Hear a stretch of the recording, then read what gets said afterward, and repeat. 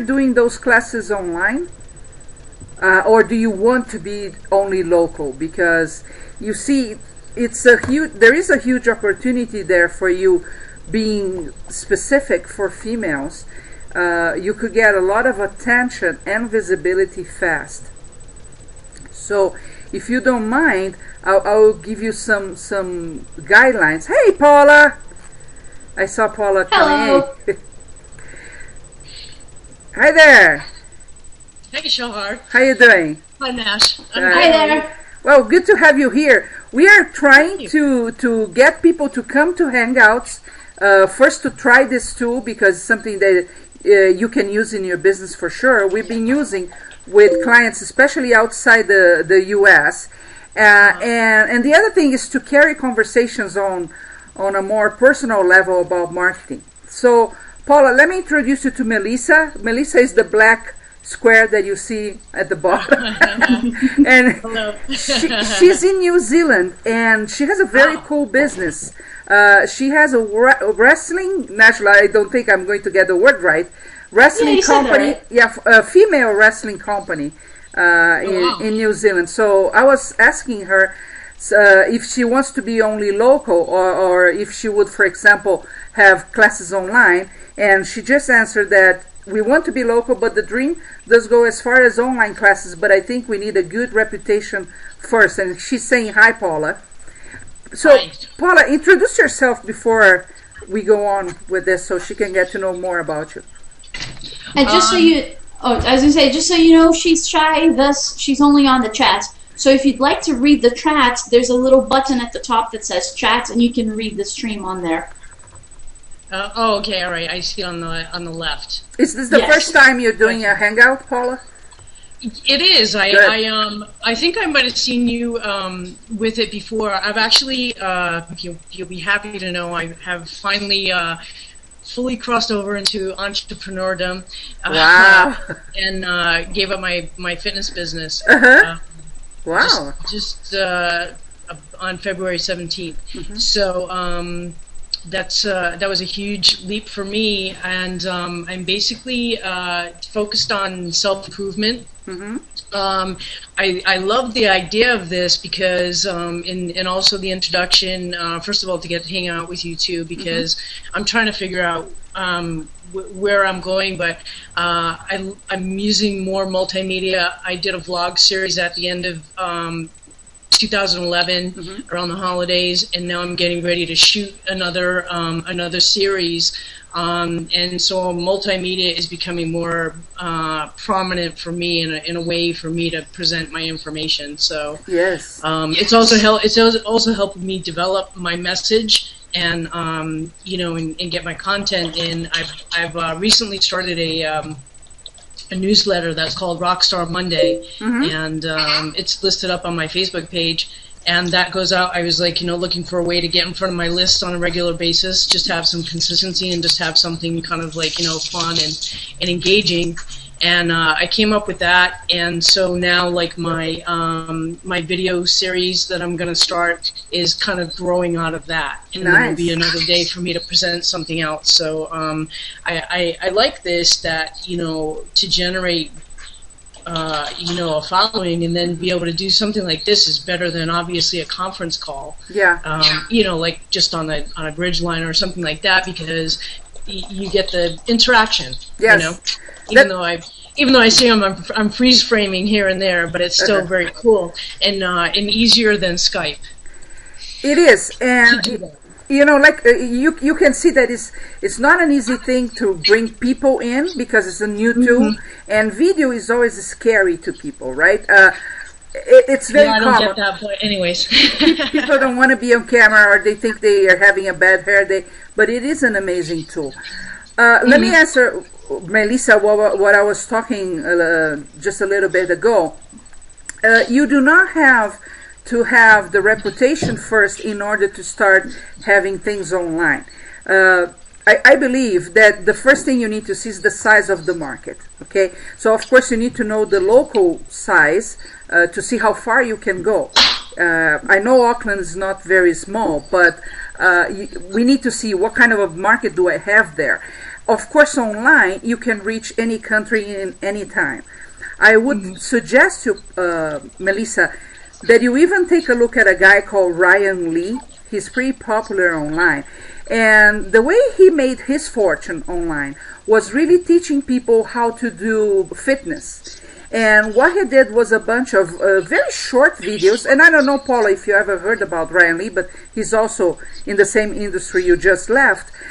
He would do very short videos and do a membership-based site. He actually had 50 at a point where people would pay a monthly fee just to see those videos. Well, I believe that format is kind of a difficult format for today. But on the other hand, online classes are very easy. You could even use Google Hangout to tape those classes because, of course, I think we are all using just webcams here. But I could have any camera hooked up to this computer and be doing classes. For example, there is a company here in the U.S. called Chef Hangout. They are doing cooking classes using this exact same tool. And it's extremely cool because they come here and, of course, you have 10 people that can attend until you have 5,000 people circling you. And they give the classes and people are cooking on their own kitchens at the same time and they are showing what they are doing. Extremely cool. In their format, they charge about $20 to $50 or $60 a class, and it's done in a closed environment only with this 10 people that can attend the Hangout. But that's just one format that you could have online classes. And I need to read what she's saying because I can't see. So I'll read it to you. She basically said... totally blind. She said, "Hi, Paula. We are putting videos on YouTube, but they are only wrestling matches. This is my first time to hang out as well." Cool. And then she says, "I have ideas in my head of videos for teaching female wrestling. I search for female wrestling videos teaching wise, but there are not any. So I think that would be a good market." And then she gives us a link to one of her videos, and if you watch the video, she's the one with the microphone at the end. That's nice. And Ash, since I'm recording the screen, could you go to the keywords and type female wrestling for us to have an idea? Let me. Do you want to see the screen or not? No. Just tell me. Female wrestling. I want to cover one point before I give the word to Melissa or to Paula. It's really when we approach online to see what we want. Is it online visibility only, or we want attention? And these things are different. Okay, visibility is I want to be visible out there. I want as many people as possible, being my friends on Facebook, Twitter, and everything else, so I have numbers. When I have visibility, it does not mean I have attention. Look at this. I might have 70,000 people following me on Twitter and not a single soul listening to what I'm saying. Okay, we need to take this into consideration. Those numbers for visibility will have very little impact if they are not paying attention to you. So when we are devising what we could be doing online, we should be thinking about what can we do to bring attention from our market. And we are all talking to a market that is extremely overwhelmed, is full of information. They can attend in one day. I don't know about you guys, but I think I can attend 3 or 4 different teleseminars a day if I want to, right? Plus everything else that I receive for free, like videos and everything else. So getting attention from this market is really difficult, and that's where the planning needs to take place. And we need to choose one form, one voice, in order to get attention. So we have to think, okay, am I good at writing, talking, or video? Choose one and become good at that, and use everything else as a support system. What most businesses try to do, and they don't do well, is try to do everything. So I go online and I say, okay, I need visibility in order to create credibility. So I start blogging, and I start doing video, and I start doing audio, and when I see not only I'm stretched thin in the things I can do during the day, but I'm also not getting any attention. Comments on that? Yes. So how about I love this because as I wanted to see, one of the things that I'm really interested in is live streaming. So that's essentially what this is. And it gave me an idea of I'm looking where am I going to shoot my next series and so forth. And then I had the idea of trying to be live with that. But I don't know if this would help, but I might be able to do something after. So how about repurposing? So if I chose to do a lot of video format, and then essentially what I do is then to make my version of a vlog, whether it's right or wrong, and I put the video, and then I kind of recap in words with that. Also in the same vein with the same material is then to create podcasts. So very doable. Is that different than, is that like still like focusing on one thing, but yes. then being able to, okay. Yes, because then you're choosing video format, image with sound, right? One word of caution though, live streaming tends to be very buggy. Okay, right? Just before you came in, for example, we were broadcasting live and we had to stop because there was a bug in the system. So of course we don't have 10 people here, not a problem today. But it could be, okay? And it happened before. We used to do the teleseminars with live streaming, and it was getting in the way of the sales because every time we run into a problem, we have to take care of the technical part, and you miss the momentum for the sale. So I don't know if live streaming would be the best option to go. Yeah, well, not for. But for example, Google Hangouts. Google Hangouts, for example.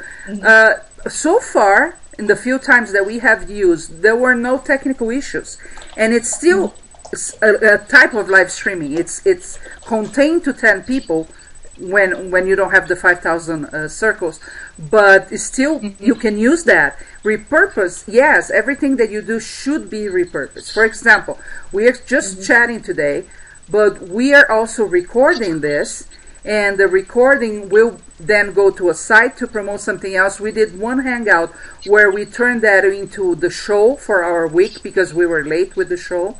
So you can repurpose all the time. Now, when we are talking about video, you need to think about web shows. Okay, and Melissa, same thing to you, because you're in such a niche market that could become very, very interesting as a web show. What's the difference? The main difference is you call it a show. The format, you have total control. The duration, you have total control. But the consistency is crucial. Why? If you have a show, people will assume that it's either weekly or daily or monthly. Okay? So you will teach your audience how to come back to you, which is a very, very, very difficult thing online. Okay, they might see you on Twitter, they might see you someplace else, they might even watch a video that you have every now and then, but you're not really teaching them how to come back to you every week. And the show does that, okay? Okay. Because how do you host that? Say it again. Well, you just tell them it's a weekly show. I've thought about doing that, and all of this is building towards having consistency. Like, I would do...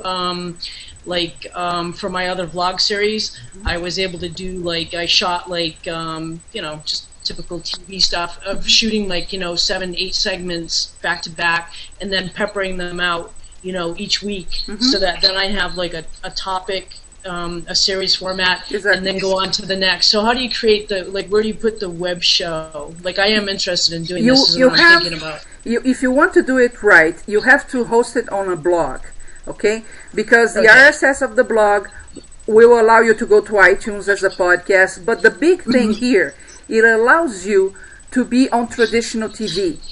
Okay, Why? You have the boxes today, so you have Roku box, Boxy, Samsung Blu-ray players. You have Google TV. You have So you can use a syndicator to syndicate that web show to the traditional TV.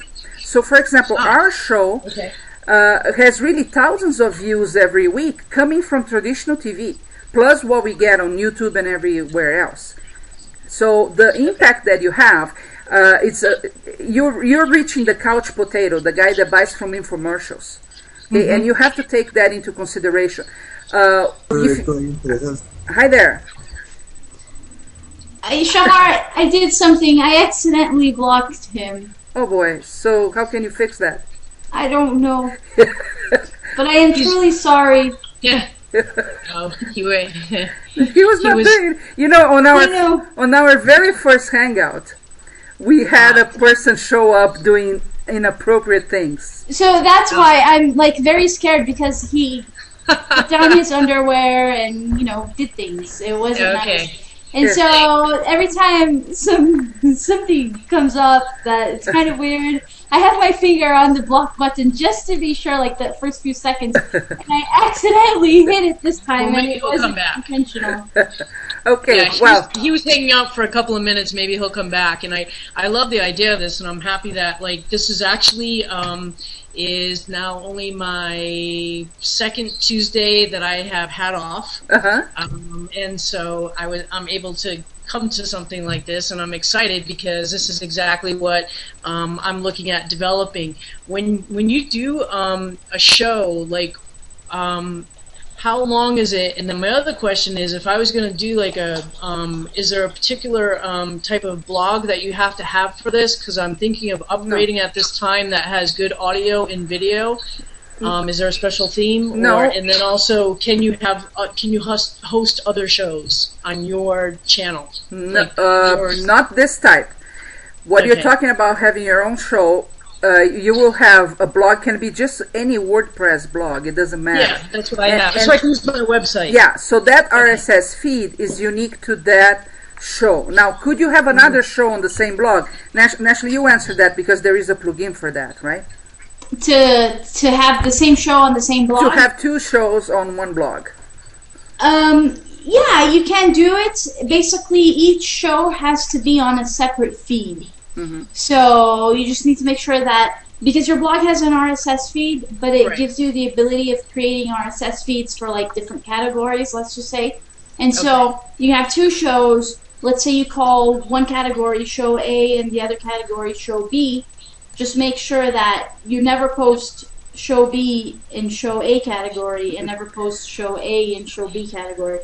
And then that those two categories have separate feeds. That would work. Use the Blueberry plugin. It's called PowerPress. PowerPress, yeah, PowerPress, and it lets you create the separate feeds for the separate categories. So it works nice. That's a plugin. Yes. The Blueberry is it called Blueberry or PowerPress? Well, the plugin is called PowerPress, and it is by a company called Blueberry. It's actually from Raw Voice, isn't it? Yes. Yes, Raw Voice. Company called, also known as Raw Voice. Yeah. Raw. Okay. And actually, I think Melissa had a message. Could you read there? She was laughing out loud at me blocking the guy. And then she said, our USB is hard to keep consistent. We are still growing and finding our feet. You know, Melissa, there is a process for you to find your USB, and we actually, I would suggest you go grab an audio we have called "How to Have a Irresistible Business." We call the Magnetic Influence System. It's free.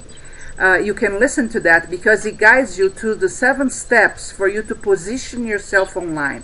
There is actually a process, and I'm not going to go through that here because it's not the topic today.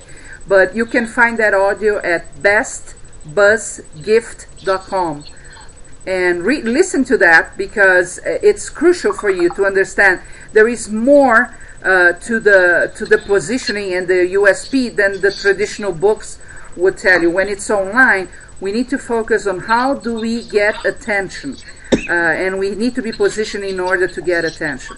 And again, I think because you are in such a cool niche, if you start using, for example, the format of a web show, you would get traction online very, very fast. And don't forget that you can even use those videos later as your training program. Like I said, you repurpose everything. Any camera would do any kind of duration. And Paula, you asked me that. It doesn't matter if it's 1 minute or if it's 1 hour. Okay, as long as the content is good. Well, let's think about this. We're talking about web shows, not just videos on YouTube.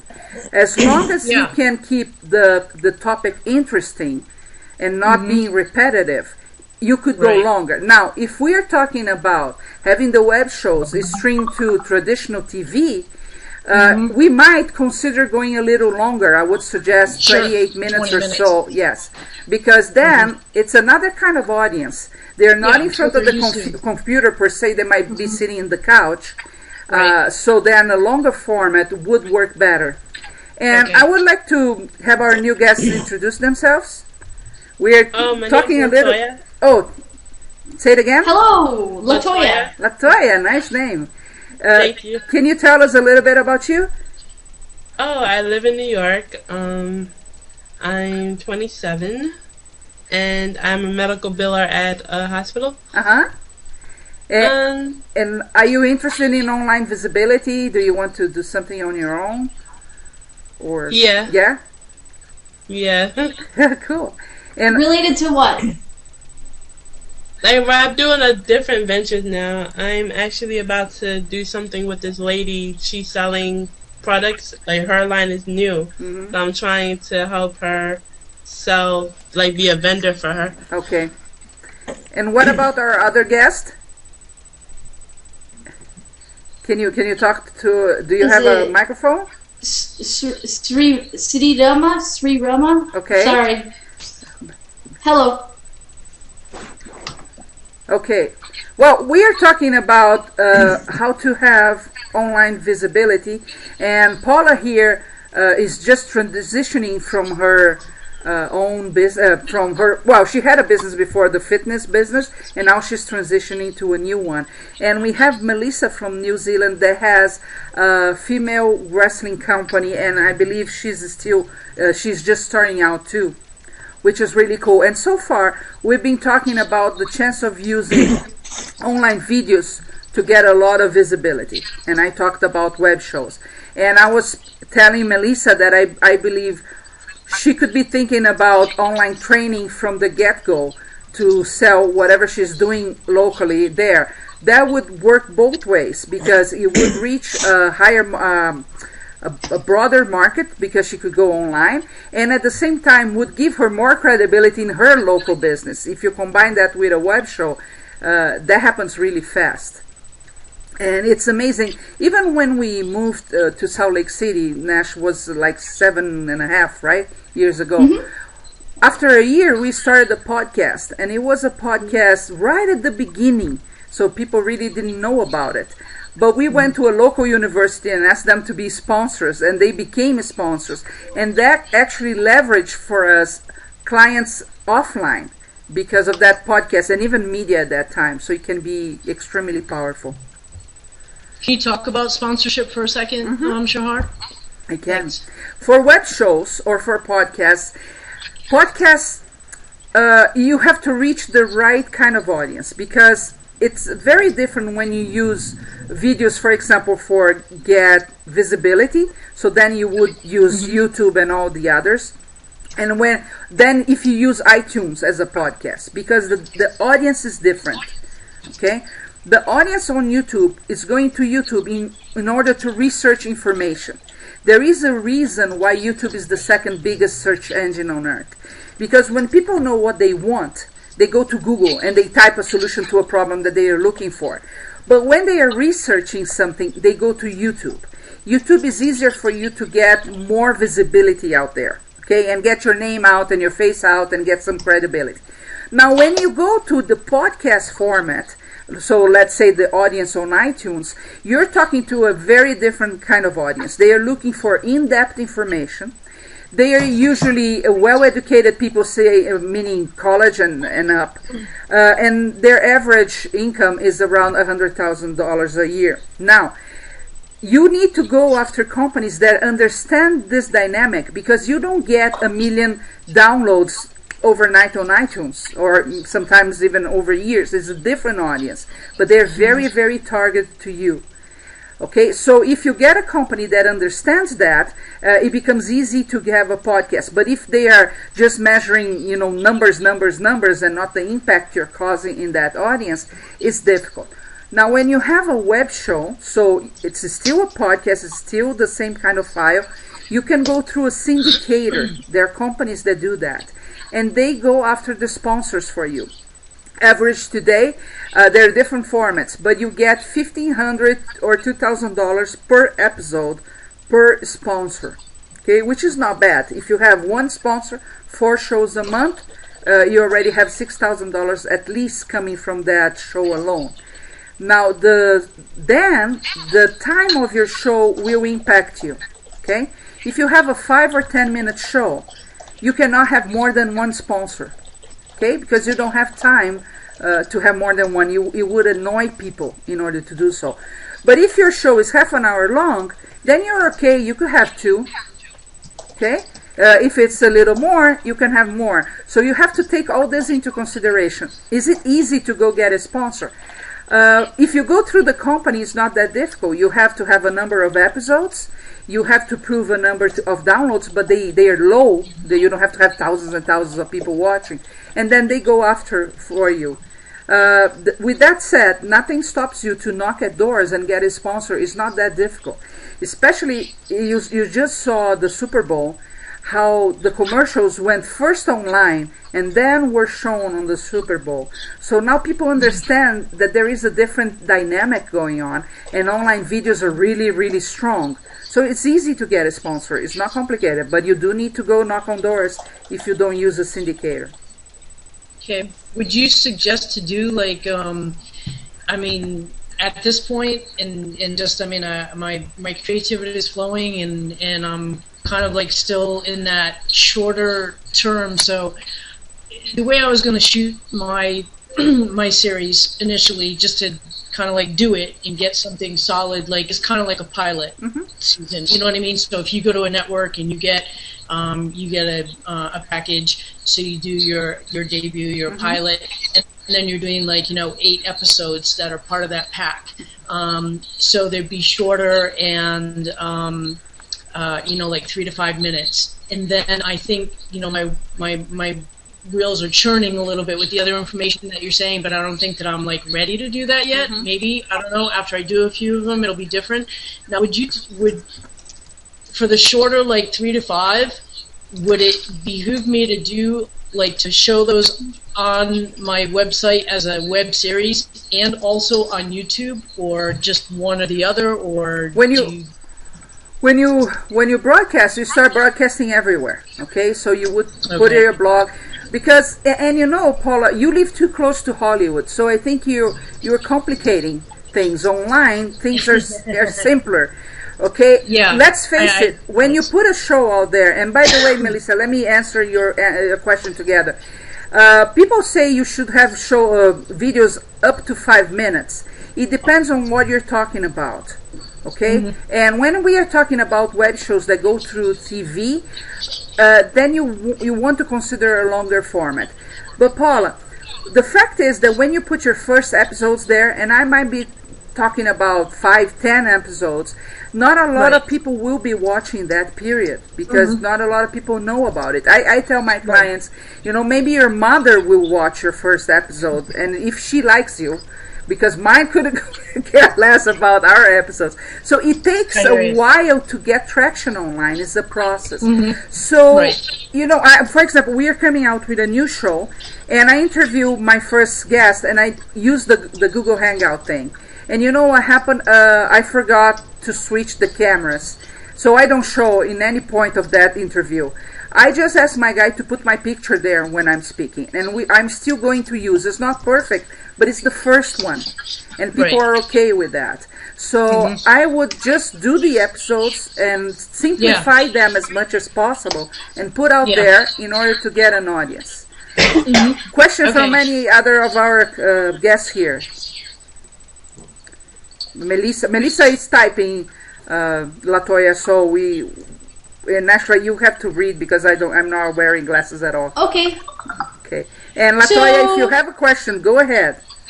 So, Latoya, what are your questions? I was comments? listening. I think that this is the way to market things. This kind of like chat rooms and video face to face. I really think this is going to be the new way. Yeah, I totally agree with. Yeah, it is. It is. So, Nash, do you have to read something for me?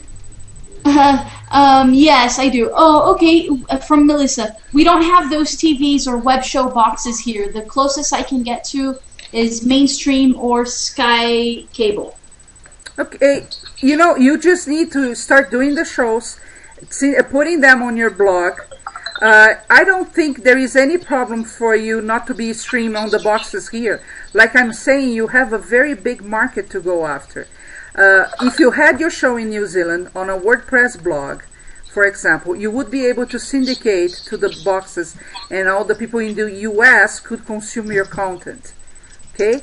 And of course, if at the end you give a call to action to your online training, for example, that can be done in many different formats. They can be recorded or they can be here. I actually have a client in a similar industry where she has it's fitness, by the way. I can have the client in the camera doing the whatever exercise and be there coaching him.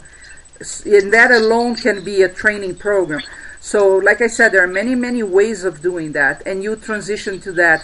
Think big, because that's the cool part.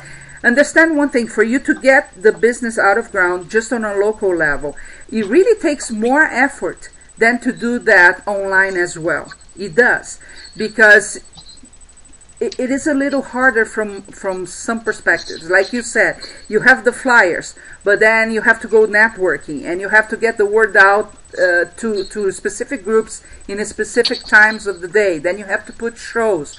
Whatever you do local, you can be recording that and putting online as well. And you kind of have to work too much to have both going, but you could be reaching a bigger audience this way.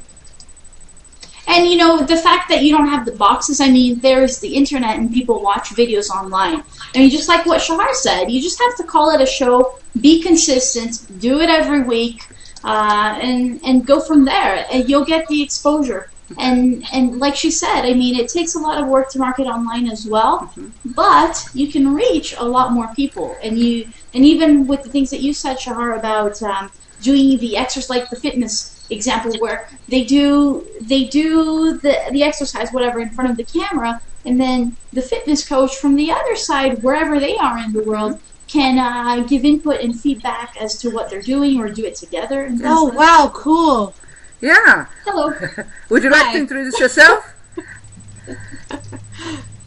Tell us about yourself. Shahar, I have you in my Utah circle. Oh, nice. I think we've connected before. Yeah, your name is familiar to me. That's cool. I had something just run through my mind about So that. while Shahar's thinking, what do you do? Is it Sheila? Yes. Yeah, what do you do? Are you her daughter? Yes, I am. Yeah, I'm a school crossing guard, and I'm in Utah. Nice. So, and I can't remember where I met you, Shahar. I don't know, some other. Yeah. I don't know. Who knows? I don't even try to figure where I meet people. I know I met them. That's good enough. Get to remember which event or which whatever is hard today. Yeah. Yeah. I think in a photo. I don't know. Oh, that could be. Somehow. Yeah, a photo, for example, is such a cool thing here on Google+. It's a lesson on how to get visibility, what the photographers do here, because they have teams. So every day there is a different theme. Like, for example, today is Texture Blend Tuesday. I participate in another one that is Bird Poker. And all you have to do is go there and either say something about it or put a picture with that theme. What does that do? Whoever is organizing that team gets a lot of exposure online. Really? Yeah. who is participating is they are really trying to show what they are doing, right? So they get exposure too. And who just likes the topic, that's good too, because then they get to know new photographers and things like that. So you see, it doesn't matter which tool you're going to use. You can get more exposure, but the fact is you need to have a plan on how you get attention. I remember what I was going to say. Nash, did you check the keyword? I did. Oh, tell me about it.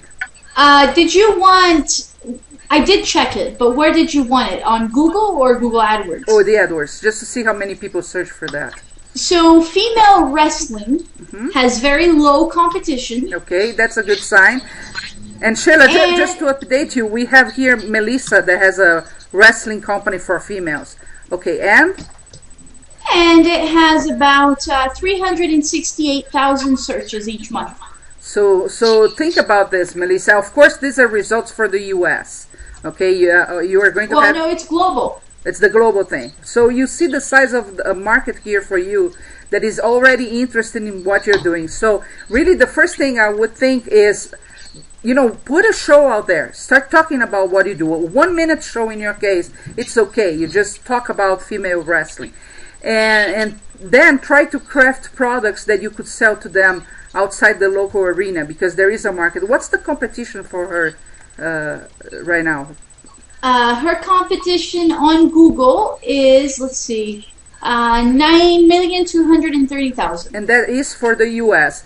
Yes. Well, you said SEO takes time. It does. But just think about this. You do a video. You do a 1 minute video. Why women should care about wrestling? What is cool about it? What's the take? Why should I be passionate about it?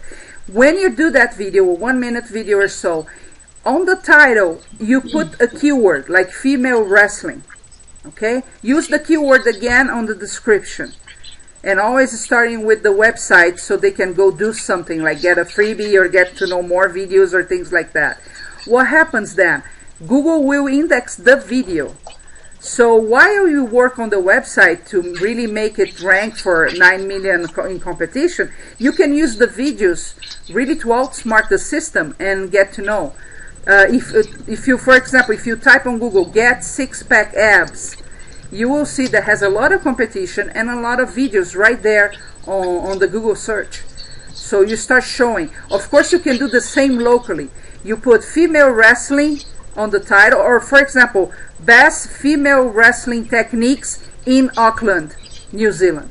Okay, put that in the title, and you will also or whatever city you're in, or whatever city you're in, and you will also show for local results. So you start showing locally with the videos, and of course people love videos. 60% of the searches they go to online videos when they show on Google. So you cannot, not use the tool in this case. When we are starting out and we need visibility, we need to start getting attention.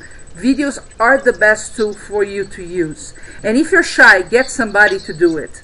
Get people that do the wrestling and show them doing it.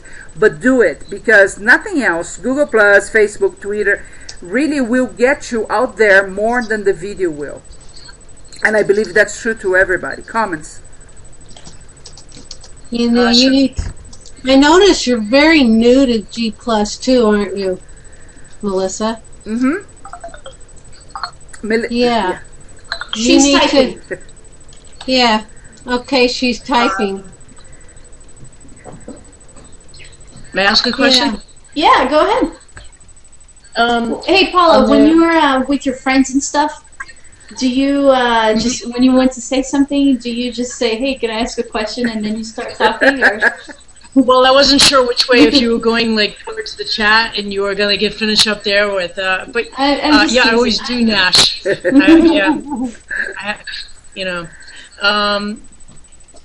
The easiest format for me to do is I'm just trying to simplify it because I want to get these things done. I'm shooting with a ZI-8, and the easiest thing for me to do is just upload to YouTube.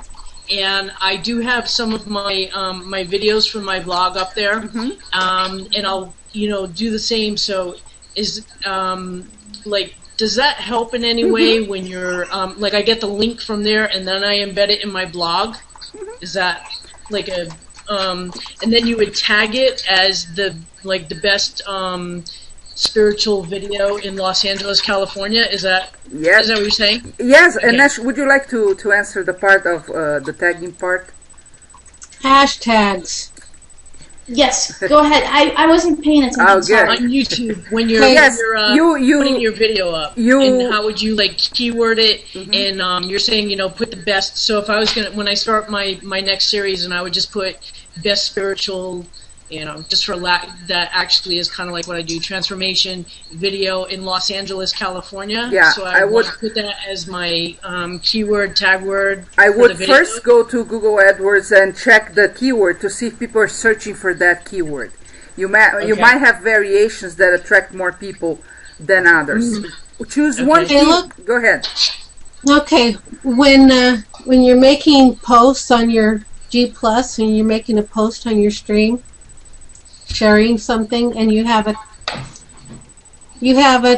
topic that you're typing, do the hashtag, which is the pound symbol, and your topic, like for saying wrestling. It's the £sign wrestling, and people can find those that way. Yeah. On Google Plus, the hashtags work really well. On YouTube, we usually use the words between quotation, especially when they are more than one and with spaces, because this is the way So that's how. For example, if I want to get spiritual motivation as a keyword, I would have to use quotation between them, or else YouTube would separate and would put spiritual separate, then motivation another one. Oh, I see. You're going the searching in YouTube. Yes, okay. Yeah. And then we usually choose one main keyword per video, so we don't try to target all of them, right? Put on the title, and if I have more than one, I separate by comma on the title. Then the description, I start with the website you want them to go through, and then you start... you mention the keyword hopefully in the first sentence, and then the tags. I believe you can put 7 or 8 different tags on YouTube. Then you can even go after competition. So let's suppose there is somebody called Mary Smith that is a competitor of yours. You might want to put her name as a tag, because that will show when people are typing her name. Okay. Then the embedded, you put on your blog. Okay, so you get the embedded code from YouTube and put on your blog. And when you're making blogs, I learned a tip on the blog. Always include the URL in your blog post. And that way, it will ping you back if somebody's trying to steal your content. Oh, yeah. That too. But, stealing online happens. It does, but then I found people, it's like, they've been posting things and somebody's been stealing her content, and she learned that you put the URL in with the blog, and those people were shut down. Nice. So okay. Any other questions? Yeah, I don't even know what the hangout was about. It's about that's good. That's what we want, because for me the Hangouts right now is really one way to get people to use the tool, first of all, because I love it. You see, there's so many possibilities here, and people are just a little scared. The second one is to discuss different topics in marketing, because each of us, we have different experience. Today we are talking more about ways of getting online visibility. Okay, yeah. So I'm guessing there's a good tutorial with this system. For the Hangout? Yeah, because it's I see a few things going on up here, and then to initiate it, you came up with I saw Nash on Facebook with the link to click on to come into this. So there's obviously just a little bit to get started to be able to do. Each time that you come on, it's a different process. Is that it? You just get a different link and all that kind of stuff. Is that the deal? Or yeah. You want to say that? Well, so we're actually, it's easy for people to come and join, right? I mean, you just basically log in and you can participate. Right. But to share, to spread the word about the Hangout is kind of tough because they make it easy for you to talk about it inside Google Plus, but not so much for you to talk about it like in Facebook and things like that. And so, but each Hangout has its own URL, its own address, so that's what I added to Facebook. But what we're also doing at the same time, because there is a limit of 10 people per Hangout, today we don't have that problem, but because there is that limit, so basically, once you reach 10, then other people can't really watch or participate. So this actually goes to our Ustream account as well, and then people can watch us through Ustream. And that video is actually on the website, marketinghangouts.com, which is basically where we're going to announce every time there is a Hangout. Marketinghangouts.com. We'll let people know there, and then and other places. But you see... It's just because we like to make things more complicated, Paula, because we do. Most people, they just come to the Google Hangout and they hang out. So, you don't need the Ustream and another site. We have an audience that is usually offline of business owners, right? And we have an audience of boomers. So they're not as comfortable with the computer as other audiences are. So there is this educational process. So we ask them, go watch there, because maybe tomorrow they'll have the courage to come here and keep sharing stuff with us like we are doing today. There are two types of Hangouts on Google Plus, and there are tons of tutorials out there actually. We sent one to our members last month about it. But two types of Hangouts. The public Hangout is this format that you see here. Only 10 people can attend. Once you reach 10, whoever tries to get in doesn't. Okay, so it has the good part and the bad part. Once you have 5,000 people circling you, meaning that they have you in their circles, it's not you circling people. It's the opposite. Then you qualify to have the Google Air Hangout. And that is a whole... Yeah, maybe. But that is a whole other thing, because for example, you have networks now that broadcast shows all the time done on Google Hangout. The vidcastnetwork.com is a good one for you to go and watch some shows.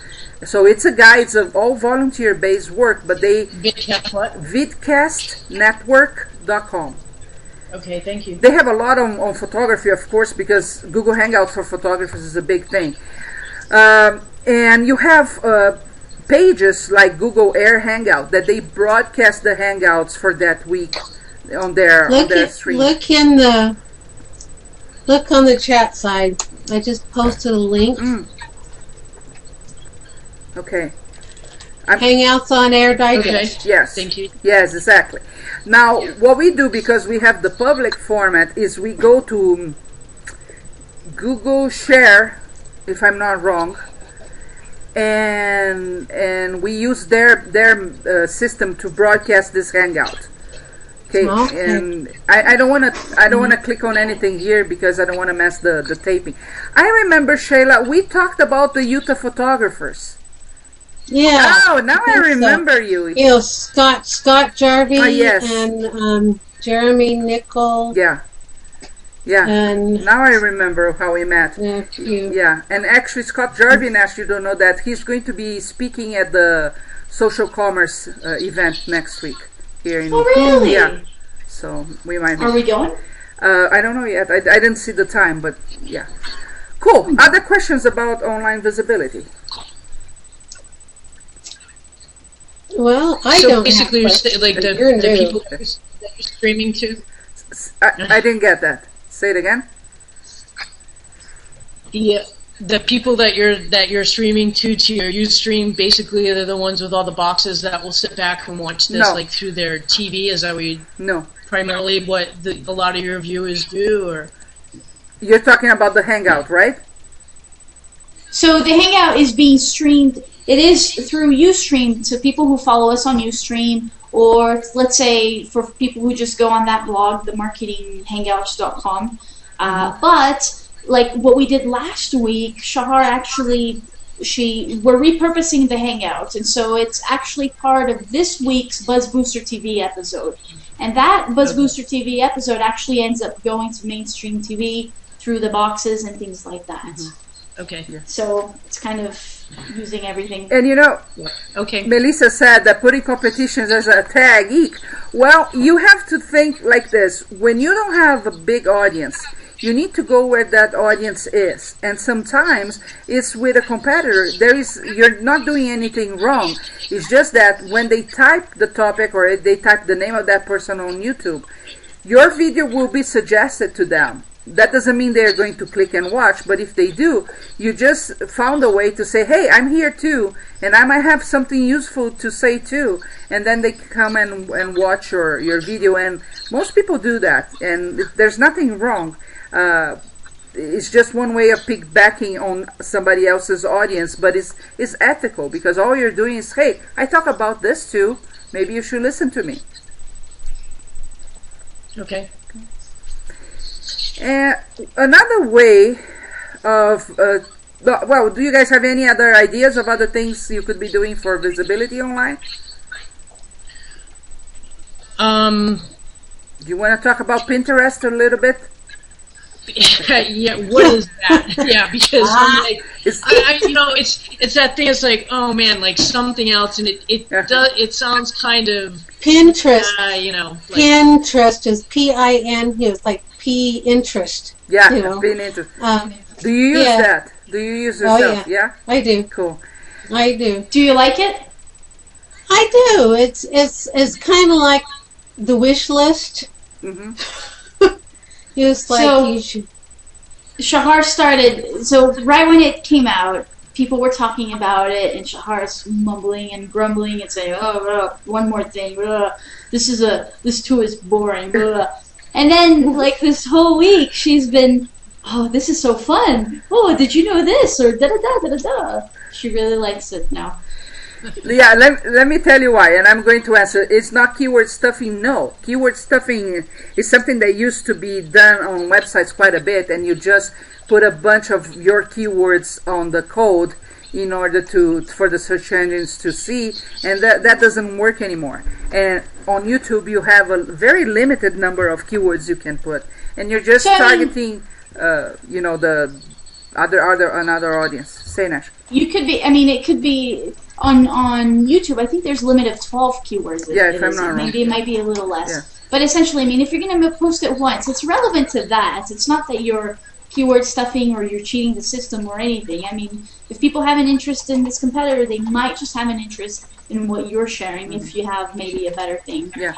About Pinterest, the funny thing is I only like to really start using tools where I do see a use for businesses, because or else for me it would be a waste of time, right? Because if I don't know how they can be using, it gets difficult for my business. But the fact is, it can be very addicting because it becomes fun for you to see all those pictures. The funny part about Pinterest is that women are the ones really using that. They find it cool. The visual aspect of that is very attractive. So if you're targeting women, you could take a look. Now, you have to be interesting. I tend to go and pitch myself. Okay, I'm a marketer and I do that all the time, and we always have a lot of stuff going on, so I need to get the word out. But that can be boring to people. On Pinterest, because you're talking about visuals, you do need to be careful on how you approach that. So how did I do it? I talked about the events we are speaking. So I put one board for that. I put another one about people I admire as speakers. And of course I did put all the speakers that are going to talk in my live event in May. But then I put one that is about cool stuff. And that's all the other interests I have. So I have beading. I have urban gardening, is something that I like a lot. Orthomolecular nutrition I like a lot. So I pinned there. So it has nothing to do with business. Is just informative. I have it's fun. It's fun, exactly.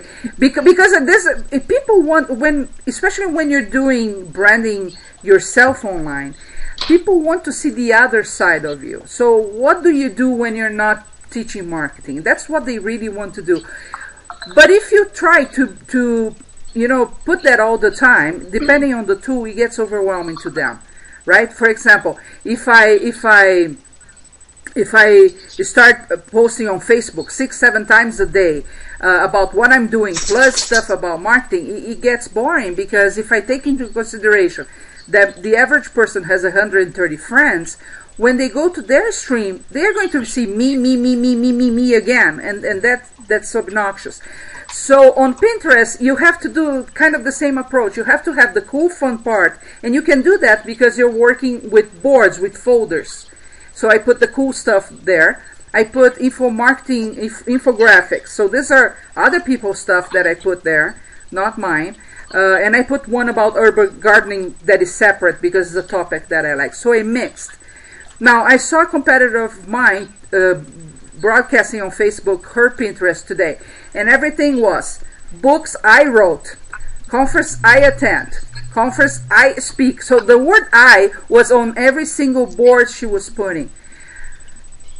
So you have to think, is this a good balance, or is just this going to put people away? Okay? Yeah, when she's just promoting herself, it's not going to It's not interesting, right, to anybody? No. Yeah. So that balance is hard to reach, actually, because when we're thinking about getting visibility, we want to talk about our business, but I want to see the other side too. So, for example, I have one on geocaching. It has nothing to do with business, but it's a hobby that I have. I have one about digital art. That's something I like a lot, so I put out there, but it's not related to business. So the ratio, I would say, is pretty much at least 50-50, business and non-business. Now, how is this important to a business as a business tool? When you bookmark something there, a picture that you like, it's a place, something, it's all visual, so it has to be connected to pictures. That picture is clickable, and it takes the people to the website where it came from. It's a no-follow link, meaning that it has no use for you as SEO, but it's still a clickable link. People can go check. So, of course, if you mix that well, you're going to allow them to go to many different websites, right? Like urban gardening, geocaching, whatever. But when they click on yours, they will also go to your page.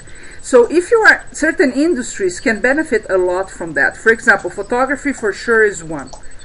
Travel industry, I have a client in that arena, and we just talked to her about that, because it's very visual. Right? It's the different places that she goes to, different things. Makes total sense to be on Pinterest, and that can, lead to her website. Restaurants can use that very well. But you have to figure out, what can I do here that is visual? Because like with you, Paula, the coaching, the motivation is not very visual. So if you're going to use Pinterest, what can you do? One simple way is whatever post you do on your blog, you add a picture. Okay, because that picture can be bookmarked on Pinterest. It has to be relevant to the content of the blog, but it can be done. So you create one way of people finding you on Pinterest, and going to your blog post. Can you?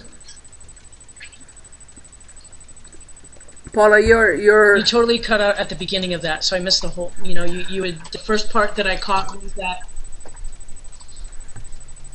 The first part I caught was that you were saying in that motivation and inspiration is not visual. So yes. And then that was it. So I didn't hear anything after that. So what you can do is add a picture that is related to the blog post every time you blog, because you can pin, you can bookmark the picture. You cannot bookmark the blog post per se.